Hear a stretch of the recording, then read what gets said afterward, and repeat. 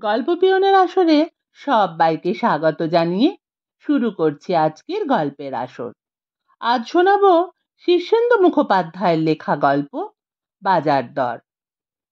যে সমস্ত শ্রোতা বন্ধুরা আমার চ্যানেলটির পাশে আছেন তাদের সবাইকে জানাই আমার আন্তরিক শুভেচ্ছা ও অভিনন্দন। শুরু করছি আজকের গল্প বাজার দর। 100 বছর পর ঘুম ভাঙতেই রামবাবু ভারী অস্বস্তি বোধ করলেন। যে কাঁচের বাক্সে তিনি শুয়ে আছেন সেটার ভিতরটা ভীষণ ঠান্ডা, তার ওপর চোখে তিনি সবকিছু ধোঁয়াটে দেখছেন। কান দুটো ভোঁ ভোঁ করছে, হাত পা খিল ধরা, মাথাটা খুব ফাঁকা। কিছুক্ষণ একেবারে ভোম্বলের মতো শুয়ে রইলেন রামবাবু। তারপর আস্তে আস্তে শরীর গরম হলো, কানের ভোঁ ভোঁ কমে গেল, হাত পায়ের খিল ছাড়লো, সব কিছু মনে পড়তে লাগলো। মনে পড়তেই তিনি ভীষণ আঁতকে উঠে বসলেন এবং চারদিকে প্যাট প্যাট করে তাকাতে লাগলেন। 1979 সালে তাকে গভীরভাবে ঘুম পাড়িয়ে একটা ঠান্ডা বাক্সে ভরে মাটির নিচে একটা স্টোর রুমে রেখে দেওয়া হয়েছিল। কথা ছিল ঠিক 100 বছর পর পরবর্তী সমাজের মানুষ তার ঘুম ভাঙাবে। 100 বছর কি কেটে গেল এর মধ্যেই? চোখের দৃষ্টি কিছু স্বচ্ছ হতেই তিনি দেখলেন কাঁচের বাক্সটা একটা টেবিলের ওপর রাখা। টেবিলের চারধারে দাঁড়িয়ে সাদা পোশাক পরা কয়েকজন লোক তাকে গম্ভীরভাবে দেখছে। রামবাবু প্রথমে একটা হাঁচি দিলেন, একটু কাশলেন, একটা হাই তুলে আড়মোড়া ভাঙলেন। ভারী লজ্জা লজ্জা করছিল তাঁর। স্বাভাবিক নিয়মে এতদিন তার বেঁচে থাকার কথা নয়। হিসেব করলে এখন তার বয়স ঠিক 140 বছর। তাছাড়া এই 100 বছর পরেকার দুনিয়ায় কত কি পাল্টে গেছে, কেমন লাগবে কে জানে বাবা। তিনি প্রথমেই দেখে নিলেন মানুষগুলোর এই 100 বছরের বিবর্তনে লেজ বা শিং গজিয়েছে কিনা। গজায়নি। লোকগুলো খুব লম্বা বা বেঁটে হয়ে যায়নি তো? না।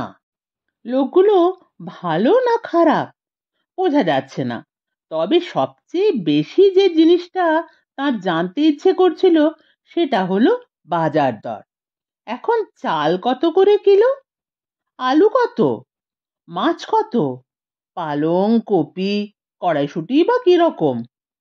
রামবাবু একটু হেসে বললেন, খুব একচুট ঘুম হলো বাবা, তা না 100 বছর একেবারে। লোকগুলো তাঁর কথার জবাব দিল না, ভারী অভদ্র। এখনো খুব খরো চোখে তাঁর দিকে চেয়ে আছে। সকলের মুখেই কাপড়ের ঢাকনা। রামবাবু বিরক্ত হয়ে বললেন, হাঁ করে দেখছো কি সবাই? গত 100 বছরে আমার পেটে কিছু পড়েনি তা জানো? দাঁতে কুটোটি পর্যন্ত কাটিনি। ছুটে গিয়ে খাবার দাবার নিয়ে এসো। আর শোনো, চায়ের নাম শুনেছ তো? চা জানো? হ্যাঁ, 1 কাপ গরম চা দাও সবার আগে। লোকগুলো মৃদু মৃদু হাসছে।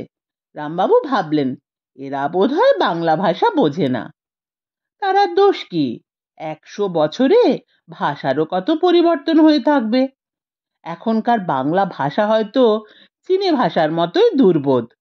তাই তিনি একটু চীনে ভাষার মিশেল দিয়ে বললেন, খাবার চুং, জলদি চিলাওং, গরমং চাং দরকারং। বলে নিজের ওপর একটু বিরক্তই হলেন রামবাবু। চীনে ভাষা তার কোশমিন কালেও জানা নেই। অজানা ভাষার ভেজাল দিতে গিয়ে বাংলাটা কেমন সংস্কৃত ঘেঁষা হয়ে গেল না? লোকগুলো কিছু বুঝতে পেরেছে বলে মনে হলো না, তবে অপারেশন থিয়েটারের মতো নানা রকম যন্ত্রপাতিওয়ালা ঘরটায় তারা হরেক কলকাঠি নাড়তে লাগলো। রামবাবু হাই তুলে বললেন, আর কতক্ষণ এই প্রায় 150 বছরের বুড়োটাকে তোরা দগ্ধে মারবি বাপ? খাবার না দিস, একটা আয়না অন্তত দে, বুড়ো মুখটার কি ছিরি হয়েছে দেখি। লোকগুলো এই কথাটা যেন কি করে বুঝতে পারলো। একজন কোত্থেকে ছোট্ট গোল হাত আয়না বের করে ধরিয়ে দিল তার হাতে। রামবাবু কি দৃশ্য দেখবেন সেই ভয়ে আয়নাটা মুখের সামনে ধরেও কিছুক্ষণ চোখ বুজে রইলেন। চোখ খুলবেন কি খুলবেন না ঠিক করতে না করতেই অবাধ্য চোখ দুটো বেয়াক্কেলের মতো খুলে গেল। কিন্তু রামবাবু খুশি হলেন। মুখের চামড়া একটু ঝুলে গেছে ঠিকই, দাড়িও একটু হয়েছে, তবে সব মিলিয়ে তার চেহারায় বয়সের তেমন ছাপ পড়েনি। 40 বলেই চালানো যায়। অবশ্য এরকমই কথা ছিল।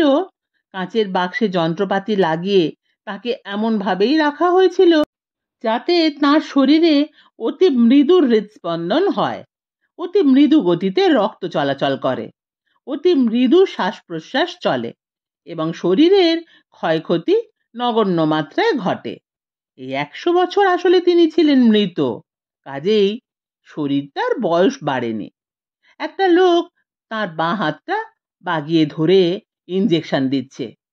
তিনি তাকে আস্তে করে জিজ্ঞেস করলেন, এখন বাজার দরটা কিরকম বলতে পারো হে? আলু কত করে যাচ্ছে? লোকটা খুব অবাক হয়ে রামবাবুর দিকে তাকালো। রামবাবু ভাবলেন লোকটা বোধহয় বাংলা জানে না, ইংরেজিতে বললেন, পোট্যাটো। লোকটা মাথা নাড়ে। রামবাবু আবার জিজ্ঞেস করলেন, rice? Don't you eat rice? লোকটা মাথা নাড়ে। রামবাবু হাল ছেড়ে দেন। ইংরেজিও বিস্তর পাল্টে গেছে বোধহয়। একটা ভারী অস্বস্তি হচ্ছে মনের মধ্যে। 100 বছর আগে অজ্ঞান হওয়ার সময় তার বন্ধু বৈজ্ঞানিক গয়েশ হালদারের সঙ্গে একটা বাজি ধরেছিলেন। দুশ্চিন্তা সেই বাজিটা নিয়ে। 100 বছর পর তার ঘুম ভাঙলে লোকেরা তার ওপর বিস্তর এক্সপেরিমেন্ট চালাবে, এরকম কথাই ছিল। লোকগুলো চালাচ্ছিল তাই। ইঞ্জেকশন দিল, রক্ত নিল, ব্লাড প্রেশার দেখলো, হাঁ করালো, শুইয়ে বসিয়ে চিৎ করিয়ে উপুড় করে বিস্তর পরীক্ষা চালালো। রামবাবু আপন মনে বকবক করতে লাগলেন, 40-এর মতো দেখতে বলে কি আর 40-এর খোকা আছি রে বাবা? বয়সটা হিসেব করে দেখ না, তারপর বুঝে সুঝে খোঁচাখুচি করিস। কিন্তু কে শোনে কার কথা? গোমড়ামুখ লোকগুলো নাগাড়ে তাদের পরীক্ষা চালিয়ে যাচ্ছে।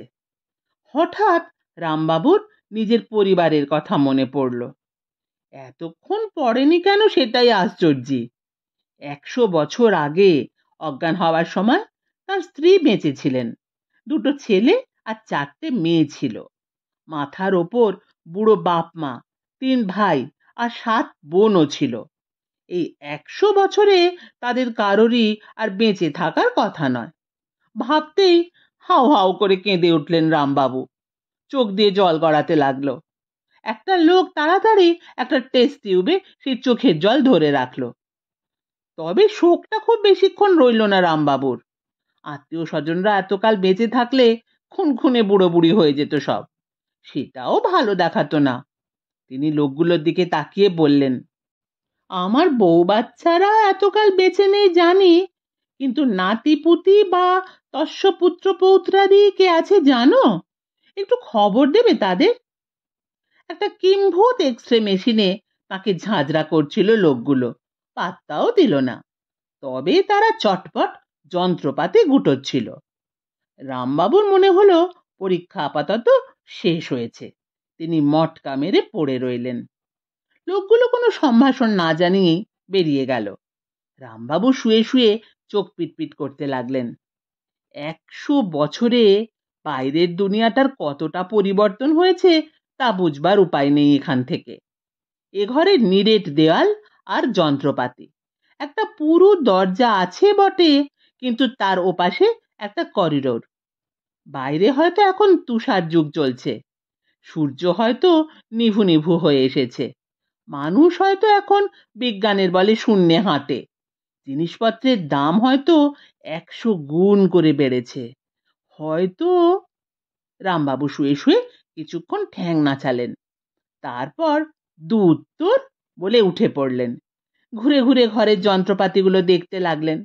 এক সময় তিনি নাম করা বৈজ্ঞানিক ছিলেন, তবু এই 100 বছর পরেকার আধুনিক যন্ত্রপাতিগুলোর কলা কৌশল তিনি ভালো বুঝতেই পারলেন না। একটা বোতাম টিপতেই ঝড়ের মতো শোঁ শোঁ শব্দ ওঠায় তাড়াতাড়ি সরে এলেন সেখান থেকে এবং গিয়ে দরজার হাতল ধরে টানাটানি করতে লাগলেন। ভাগ্য ভালো, দরজাটা হড়াক করে খুলে গেল। কিন্তু করিডোরে পা রেখেই আঁতকে উঠলেন রামবাবু। করিডোরের মেঝেটা ঠিক নদীর ধীর স্রোতের মতো বয়ে যাচ্ছে। তবে চলন্ত ফুটপাত, এসকেলেটার বা কনভেয়ার বেল্ট রামবাবুর আমলেও ছিল, তাই খুব বেশি অবাক হলেন না। মাথাটা ঘুরছিল বলে তিনি চলন্ত করিডোরে বসে রইলেন। খানিকটা ওপরে উঠে এবং অনেকটা নিচে নেমে খানিক ডাইনে গিয়ে এবং ফের কিছুটা বাঁয়ে মোড় নিয়ে করিডোর চলতে লাগলো। একটু বাদে আর একটা দরজা পেলেন। করিডোর থেকে লাফ দিয়ে নেমে দরজাটা টানলেন রামবাবু। দরজাটা খুলেও গেল। বাইরে বেরিয়ে এসে রামবাবু একটা গভীর শ্বাস ছাড়লেন। চারদিকে তাকিয়ে দেখলেন যা ভেবেছিলেন তাই। না, তুষার যুগ আসেনি বা সূর্য নিভু নিভু হয়নি, বরং একটার বদলে আকাশের চারধারে চারটে এবং মাঝখানে একটা, মোট 5টা সূর্য জ্বলজ্বল করছে। আবহাওয়া খুবই মনোরম, না গরম না ঠান্ডা। চারদিকে 100-200 তলা বাড়ি একেবারে গায়ে গায়ে দাঁড়িয়ে। আকাশেও তিনি বিস্তর বাড়িঘর ভেসে বেড়াতে দেখলেন। তারই ফাঁকে ফাঁকে শোঁ করে নানান সাইজের রকেট উড়ে যাচ্ছে। পিরিচের মতো দেখতে কিছু জিনিসকেও উড়ে যেতে দেখলেন তিনি। আরও দেখলেন রকেট লাগানো চেয়ারের মতো দেখতে ছোট ছোট আকাশ গাড়িতে মানুষ চলাফেরা করছে। সামনে চলমান ফুটপাতে উঠে পড়লেন রামবাবু। আশপাশে আরো সব লোকজন রয়েছে, তারা হাঁ করে দেখছে তাকে। দেখবেই, তার পরনে সেই 100 বছর আগেকার ধুতি আর পাঞ্জাবি। এদের পরনে শুধু জাঙ্গিয়ার মতো খাটো একটু জিনিস, গা আদুর। রামবাবুর পাশেই একটা বুড়ো লোক, তার বয়স 70 বছর হবে। তা হোক, 70 হলেও এই লোকটা রামবাবুর চেয়ে না হোক 70 বছরের ছোট। তাই আপনি বলবেন না তুমি বলবেন তা ঠিক করতে না পেরে রামবাবু বার কয়েক গলা খাঁকারি দিয়ে আস্তে করে জিজ্ঞেস করলেন, এখন কটা বাজে? বুড়ো লোকটা একটু অবাক হয়ে তাকালো বটে, তবে একটু খোনা সুরে বলল, রাত 9টা বেজে 36 মিনিট 13 সেকেন্ড। রামবাবু নিজে বৈজ্ঞানিক, কাজেই অবাক হলেন না। এতক্ষণে বরং বুঝলেন আকাশে 5টা সূর্য নয়, ওগুলো কোনো রকমের কৃত্রিম আলো, যার ফলে চারদিকটা দিনের মতো দেখাচ্ছে। সম্ভবত ওগুলো পৃথিবীর অন্য পাশে সূর্যের আলো থেকে এ পাশে আলো প্রতিফলিত করছে। এ ধরনের একটা আইডিয়া 100 বছর আগে তার মাথাতেও এসেছিল। রামবাবু ফের জিজ্ঞেস করলেন, আজ তারিখটা কত বলবে বাবা? লোকটা অবাক হয়ে ফের তাকিয়ে বলল, জানুয়ারি 2079। রামবাবু তা জানেন, তবু লোকটার সঙ্গে একটু খেজুরে আলাপ করছেন। তার আসল উদ্দেশ্য অন্য। 100 বছর পর পৃথিবীতে কিরকম পরিবর্তন হবে না হবে, মানুষ কতটা এগোবে না এগোবে, তা তার মোটামুটি আন্দাজ ছিল। সুতরাং তিনি চারদিকের পরিবর্তন দেখে খুব অবাক হননি, কিন্তু গয়েসের সঙ্গে একটা বাজি ছিল, সেইটে বড় খোঁচাচ্ছে। রামবাবু বললেন, আচ্ছা, সুকিয়া স্ট্রিটটা কোন দিকে বলতে পারো বাবা? লোকটা বলে, সুকিয়া স্ট্রিট? সুকিয়া স্ট্রিট বলে কিছু শুনিনি তো। নর্থ ক্যালকাটায়। লোকটা হাঁ করে কিছুক্ষণ চেয়ে থেকে বলে, ক্যালকাটা? ও, ক্যালকাটা নামে একটা গ্রাম আছে বটে, সে তো অনেক উত্তর দিকে। এ শহরটার নাম কি বাবা? এ হলো গোসাবা, সুন্দরবন। বটে, গোসাবার এত উন্নতি? বলে রামবাবু চোখ কপালে তোলেন। লোকটা হঠাৎ রামবাবুর একটা হাত খপ করে ধরে বলল, আচ্ছা, আপনি কি রামবাবু, 100 বছর আগে যাকে ঘুম পাড়িয়ে রাখা হয়েছিল? রামবাবু খুব জোরে মাথা নেড়ে বললেন, আমি সেই। কি করে বুঝলে বাবা? বুঝবো না?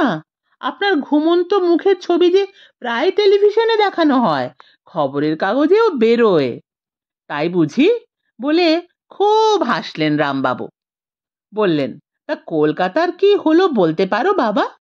সে তো আরো 70-80 বছর আগেই মশা, লোডশেডিং আর জলের অভাবে হেজে গিয়েছিল। শহরে জঙ্গল গজিয়ে যায়। তারপর এখন অবশ্য কলকাতা আবার বর্ধিষ্ণু গ্রাম হয়ে উঠছে। ভালো চাষবাস হচ্ছে। চৌরঙ্গীর আলু খুব বিখ্যাত। বাগবাজারের কুমড়ো পৃথিবীর সেরা। খিদিরপুরে মোচার সাইজের পটল জন্মায়। তাছাড়া কলকাতায় এখন মশা বাঁচাও আন্দোলনের একটা হেডকোয়ার্টার হয়েছে। বটে? সে আবার কি? মশা বাঁচাবে কেন বাবা? মশা মেরে মেরে মানুষ তো মশার প্রজাতি ধ্বংস করে দিয়েছিল কি না? যেমন এক সময় আপনারা বাঘ সিংহ মেরে মেরে সব প্রায় নিকেশ করেছিলেন। পরে আপনারা যেমন ব্যাঘ্র প্রকল্প করে বাঘ বাঁচাতে চেয়েছিলেন, এখন ঠিক সেইভাবেই মশা জিওনোর চেষ্টা চলছে। রামবাবু এবার আসল কথাটাই এলেন। খুব সতর্কতার সঙ্গে জিজ্ঞেস করলেন, আচ্ছা বাবা, একটা কথা বলবে? খুব সাবধানে বলো। তেমন শকিং কিছু শুনলে আমার বুড়ো হার্ট থেমে যেতে পারে। এখনকার বাজার দরটা কিরকম বলতে পারো? বাজার দর? লোকটা একটু অবাক হয়, হেসেও ফেলে, বলে খুব চড়া। খুব? বলে রামবাবু বড় বড় চোখে তাকান। গয়েশের সঙ্গে এই নিয়েই বাজি। গয়েশ বলেছিল 100 বছর পর বাজার দর হবে 100 গুণ। রামবাবু বলেছিলেন কখনো না, 10 গুণ বড় জোর হতে পারে। রামবাবুর বুকটা তাই ঢিপ ঢিপ করছিল। বললেন, তবু বলো বাবা, শুনে রাখি। আচ্ছা, আগে বলো চাল কত করে? চাল? লোকটা হাসি মুখেই বলে, চাল যাচ্ছে 300 টাকা।